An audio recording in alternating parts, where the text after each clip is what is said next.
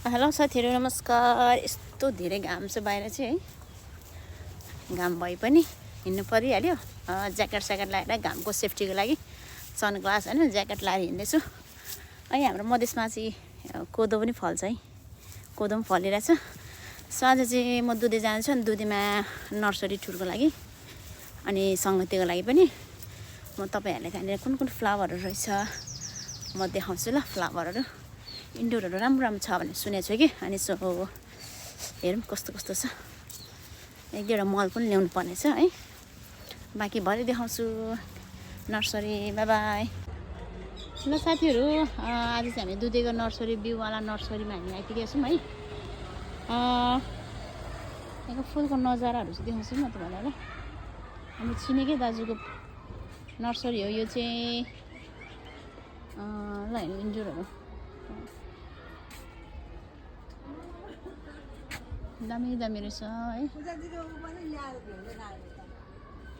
बगनबेलियाको भेराइटीहरू चाहिँ यहाँ रहेछ है। खै हाम्रो दाजु चाहिँ कहाँ जानुभएछ तल? साथीहरू राम्रो राम्रो रहेछ कलेक्सनहरू।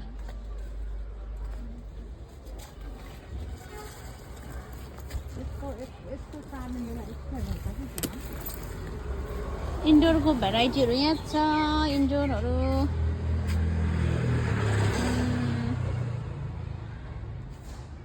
यहाँ रहेछ है। मलाई मनपर्ने प्लान्ट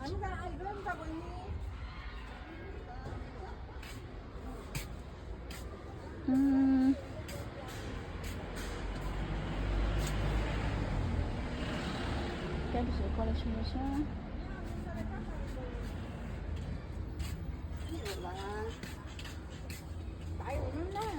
हुनुहुन्छ नर्सरी डुल्दै हिँडेको नि आज।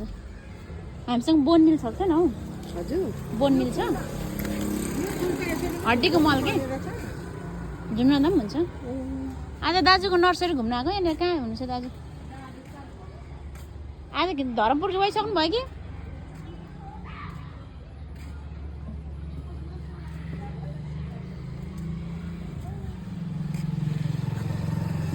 गोदावरीहरू पनि आइछ है यहाँनिर।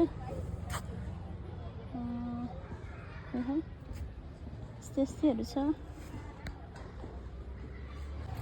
यता पनि छ। तपाईँहरू चाहिँ फुल नहेर्नु भने फुलमा नो इन्ट्रेस्ट है। ठिकै छ। हामी यता हेर्छौँ।